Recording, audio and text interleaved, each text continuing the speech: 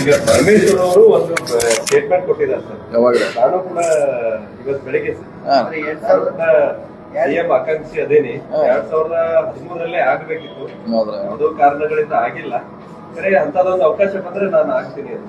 ಅದರಲ್ಲಿ ತಪ್ಪಿದ್ದಾರೆ, ಏನು ತಪ್ಪಿಸಲಿಲ್ಲ, ಸರಿಯಾಗಿದೆ. ಈಗಾಗಲೇ ಅವ್ರು ಮುಂಚೆ ಕೂಡ ಹೇಳಿದ್ದಾರೆ, ನಾವು ಕೂಡ ಆಕಾಂಕ್ಷಿ ಇದ್ದೀವಿ. ಸೊ ಅವ್ರ ಬೇಡಿಕೆಯಲ್ಲಿ ಏನು ತಪ್ಪಿಲ್ಲ. ಯಾಕಂದ್ರೆ ಈಗ ಈ ಪಕ್ಷಕ್ಕೆ ಮೇನ್ ವೋಟರ್ಸೇ SC ST ಮೈನಾರಿಟಿ. ಅವ್ರಿಗೆ ಪ್ರಾತಿನಿಧ್ಯ ಬೇಕಂತ ಬಹಳ ದಿನಗಳಿಂದ ಆಸೆ ಇದೆ. ಇನ್ನೊಂದು ಮಾತು ಹೇಳಿದೆ ಸರ್, 2013-14 ಕೆಲಸ ಮಾಡಿದೀವಿ ಅಧ್ಯಕ್ಷರು. ಕರೆಕ್ಟ್. ಜೊತೆಗೆ ನಾ ಎಲ್ಲೂ ಕೂಡ ಅಧಿಕಾರದ ಏನು ನಾನು CM ನಾನಾ ಕೆಲಸ ಮಾಡಿದೀನಿ, ನಾನೇ ಸರ್ಕಾರ ತಂದಿನಿ ಅಂತ ಹೇಳಿಲ್ಲಪ್ಪ ಅನ್ನೋ ಮಾತನ್ನು ಕೂಡ ಹೇಳಿದ್ದಾರೆ. ಕರೆಕ್ಟ್. ಈ ಪಕ್ಷ ಬರ್ಲಿಕ್ಕೆ ಬಹಳಷ್ಟು ಜನ ಪರೋಕ್ಷವಾಗಿ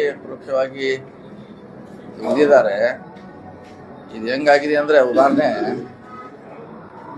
1960 ಒಳಗೆ ತೇನ್ ಸಿಂಗ್ ಹೆಸರು ಕೇಳಿದ್ರೆ, ಹಿಮಾಲಯ ಪರ್ವತ ಏರಿದಾಗ ಇಡೀ ಜಗತ್ತಿನ ಎಲ್ಲಾ ಪೇಪರು ಬರ್ದಿವಿ ತೇನ್ ಸಿಂಗ್ ಅವರು ಹಿಮಾಲಯ ಏರಿದ್ರಂತ. ಅವನ ಜೊತೆ ಇನ್ನೂ 14 ಜನ ಇದ್ರು, ಅವ್ರ ಹೆಸರು ಬರ್ದಿಲ್ಲ. ಇದು ಹಂಗೆ, ಇದು ಇನ್ನದಾರ, ಇನ್ನೂ ಬಹಳ ಜನ ಅದಾರೆ. ತೇನ್ ಸಿಂಗ್ ಹೆಸರು ಮಾತ್ರ ಬತ್ತು, ಹಿಮಾಲಯ ಪರ್ವತ ಏರತ್ತ. ಅವನ ಜೋಡಿ ಇದ್ದ, ಟೆಂಟ್ ಹೊರವ, ಚಾ ಮಾಡವ, ಅಡಿಗೆ ಮಾಡೋರು ಎಲ್ಲರೂ ಇದ್ರು. ಈ ಪಕ್ಷ ಬರ್ಲಿಕ್ಕೆ 14 ಇರ್ಬೋದು, ಅಥವಾ ಎಲ್ಲ ಶಾಸಕರು ಅವ್ರದೇ ಆದ ಕೊಡುಗೆ ಇದೆ. ಬರ್ಲಿಕ್ಕೆ ಅವ್ರದೇ ಸ್ವಂತ ಎಫರ್ಟ್ಸ್ ನಿಂದ ಬಂದಿದ್ದಾರೆ, ಅವರು ಪಕ್ಷದ ಸಪೋರ್ಟ್ನಿಂದ. ಸೊ ಎಲ್ಲರೂ ಸ್ವಾಭಾವಿಕವಾಗಿ ಕ್ಲೇಮ್ ಮಾಡೋರೆ. ಇದರಲ್ಲಿ ನಾವು ಕೆಲವೇ ಜನರಿಂದ ಅಧಿಕಾರ ಬಂದಿರೋದು ನಾನು ಕೂಡ ಒಪ್ಕೋದಿಲ್ಲ. ಸರ್ವ ಕಾರ್ಯಕರ್ತರು ಸುಮಾರು 1,25,00,000 ಜನ ಓಟ್ ಹಾಕಿದ್ದಾರೆ ನಮಗೆ. ಅವರಿಂದ ಶಾಸಕರು, ಅವರಿಂದ ನಾವೆಲ್ಲ ಮಂತ್ರಿಗಳು. ಅದಕ್ಕಾಗಿ ನಮ್ಮ ಇತಿಮಿತಿಯಲ್ಲಿ ಕೂಡ ಇರಬೇಕಾಗುತ್ತೆ. ಎಲ್ಲ ನನ್ನಿಂದ ಆಗಿದೆ ಅನ್ನೋದು ಕೂಡ ಬಹಳ ತಪ್ಪು. ಒಂದು ಪಕ್ಷ ಕಾಂಗ್ರೆಸ್ ಅನ್ನುವಂಥದ್ದೇ ಕಾರ್ಯಕರ್ತರ ಪಕ್ಷ ಅನ್ನುವಂಥದ್ದು. ಕಾರ್ಯಕರ್ತರ ಪಕ್ಷ ಅವರಿಂದ MLA ಮಂತ್ರಿಗಳು, ಇದೆಲ್ಲ ನಮ್ಮ ಗಮನಕ್ಕೆ ಇರಬೇಕು. ಸೊ ಈ ಪಕ್ಷ ಬರ್ಲಿಕ್ಕೆ ಎಲ್ಲರದು ಸಹಕಾರ ಇದೆ.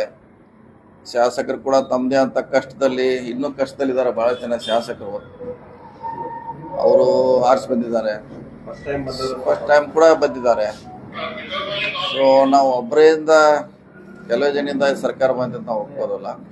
ಪಕ್ಷ ಜೊತೆಗೆ ಶಾಸಕರ ಶ್ರಮ, ಕಾರ್ಯಕರ್ತರ ಶ್ರಮದಿಂದ ಈ ಸರ್ಕಾರ ಬಂದಿದೆ ಅನ್ನೋದು ಎಲ್ಲರೂ ಗಮನಿಸಬೇಕು. ಅಲ್ಲ, 14 ಉದಾಹರಣೆ ಹೇಳಿದೆ, ಆದ್ರೆ ಎಲ್ಲರೂ ಇದ್ದಾರೆ. ಅಂದ್ರೆ ಅವ್ನ ಜೋಡಿ ಅವಾಗ 14 ಇದ್ರು, ಈಗ ಜಾಸ್ತಿ ಇದ್ದಾರೆ. ಹೌದಾ, ಅವ್ರ ಹೆಸರು ಬರ್ದಿಲ್ಲ. ಅವ್ರು ಹಂಗೆ ಆ ಥರ ಎಲ್ಲರಿಗೂ ಅಷ್ಟೇ ಪ್ರಾಮುಖ್ಯತೆ ಸಿಗಬೇಕನ್ನೋದು ನಮ್ಮ ಉದ್ದೇಶ. ಮುಖ್ಯಮಂತ್ರಿ ಆಗಲಿಕ್ಕೆ ಮಾಡೋದು ಬಿಡೋದು ಹೈಕಮಾಂಡ್ ಮಾಡ್ತಾರೆ. ನೋಡಿ, ಅದು ಆ ಬಗ್ಗೆ ಹೇಳಲಿಕ್ಕೆ. ಆದ್ರೆ ಈ ಪಕ್ಷ ಬರ್ಲಿಕ್ಕೆ ಎಲ್ಲರೂ ಸಹಕಾರ ಇದೆ. ಅದನ್ನ ಕೆಲವೇ ಜನ ಅದನ್ನ ನಂದೇ ಶ್ರೇಯಸ್ ಅಂತ ತಗೊಳ್ಳಕ್ಕೆ ನಾವು ಒಪ್ಪೋದಿಲ್ಲ. ಎಲ್ಲರಿಗೂ ಇದೆ, ಎಲ್ಲರಿಗೂ ಅಧಿಕಾರ ಸಿಗಬೇಕು. ಈಗ 8 ವರ್ಷ ಇದ್ರು ಪರಮೇಶ್ವರ್ ಅವ್ರು ಸುಮ್ಮನೆ ಇದ್ರು, ಬಹಳಷ್ಟು ಕಾರ್ಯಕ್ರಮ ಮಾಡಿದ್ರು, ಸರ್ಕಾರ ಬಂತು. ಸೊ ಆ ರೀತಿ ಆಗ್ಬೇಕಂತ ನಮ್ಮ ಭಾವನೆ ಅಷ್ಟೇ. ಇನ್ನೊಂದು ಮಾತನ್ನು ಹೇಳಿದ್ರು, CLP ಮೀಟಿಂಗ್ ಅಲ್ಲಿ ನಾವೆಲ್ಲರೂ ಕೂಡ ಅಬ್ಸರ್ವೇಷನ್ CM ಅವ್ರನ್ನ ಆಯ್ಕೆ ಮಾಡಿದ್ವಿ. ಅಲ್ಲೆಲ್ಲೂ ಕೂಡ 2.5 ವರ್ಷದ ಇಂಥದ್ದು ಯಾವ್ದು ಅಗ್ರಿಮೆಂಟ್ ಆಗ್ಲಿಲ್ಲ ಆ ಟೈಮ್ನಲ್ಲಿ. ಇಲ್ಲ, ಅದ್ರ ಬಗ್ಗೆ ನಮ್ಗೆ ಗೊತ್ತಿಲ್ಲ. ಅದಾಗಿ ಡೆಲ್ಲಿಯಲ್ಲಿ, ಬೆಂಗಳೂರಲ್ಲಿ ಎಲ್ಲ ಅದೆಲ್ಲ ಏನಾದ್ರು ಮಾತುಕತೆ ಡೆಲ್ಲಿಯಲ್ಲಿ ಆಗಿರ್ಬೇಕು. ಡೆಲ್ಲಿಗೆ ನಾವು ಪಾರ್ಟಿ ಎಲ್ಲ ನಮ್ಗೆ ಗೊತ್ತಿಲ್ಲ ಅಂತ ಈಗಾಗಲೇ ಹೇಳಿದ್ದೀವಿ. ಅದ್ರ ಬಗ್ಗೆ ನಾವು ಹೇಳಿಕ್ಕಾಗಲ್ಲ. ಡೆಲ್ಲಿಗೆ ಹೋಗುವಂಥದ್ದು ಏನು ಅವಶ್ಯಕತೆ ಇಲ್ಲ. ಏನ್ ಮಾಡೋರು, ಅಲ್ಲಿ ಹೋಗಿಲ್ಲ. ಅಲ್ಲಿ ಯಾರು ಕರೆದ್ರೆ ಹೋಗ್ತೀವಿ ನಾವು. ಯಾರು ಅವರು ಬನ್ನಿ ನೀವೆಲ್ಲ ಅಂದ್ರೆ, ಯಾರು ನಮ್ಮ ಹೈಯರ್ ಅಥಾರಿಟಿ ಆದ್ರೆ ಹೋಗ್ತೀವಿ. ಇಲ್ಲಾಂದ್ರೆ ಅಲ್ಲಿ ಏನು ಕೆಲಸ ಇಲ್ಲ, ಇಲ್ಲೇ ಕೆಲಸ ಸಾಕಷ್ಟಿದೆ ನಮಗೆ.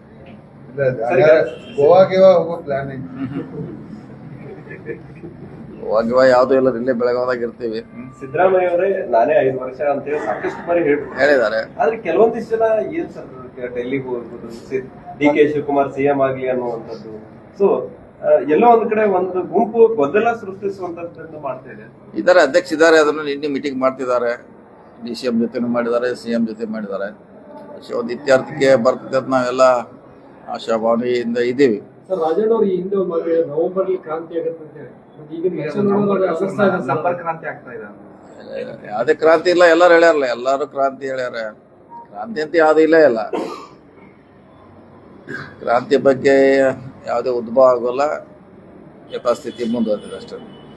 ಡಿ.ಕೆ. ಶಿವಕುಮಾರ್ ಅವರು ಜೈಲಿಗೆ ಹೋಗಿ MLA ಅವರೇ ನಮ್ಮ ಶಾಸಕರಿದ್ದಾರೆ, ಭೇಟಿಯಾಗಿ ಬರ್ತೇನೆ ನಾವು, ಭೇಟಿಯಾಗಿ ಬರ್ತೇನೆ ನಾವು, ನಮ್ಮ ಶಾಸಕರೇ. ಇಂದು ಕೂಡ ಹೋಗಿದ್ರು ಅವ್ರು, ಭೇಟಿ ಆಗಿದ್ರು ಸಾರಿ ವಿನಯ್ ಕುಲಕರ್ಣಿ ಅವ್ರಿಗೆ ಭೇಟಿ ಆಗಿದ್ರು ಇಂದು. ಸರ್ ಏನೂ ಇಲ್ಲ ಅಂತಿದ್ರ, ಅಂಡರ್ ಕರೆಂಟ್ ಶಾಕ್ ಹತ್ತಿದಂಗೆ ಕಾಣ್ತಾ ಇದೆ.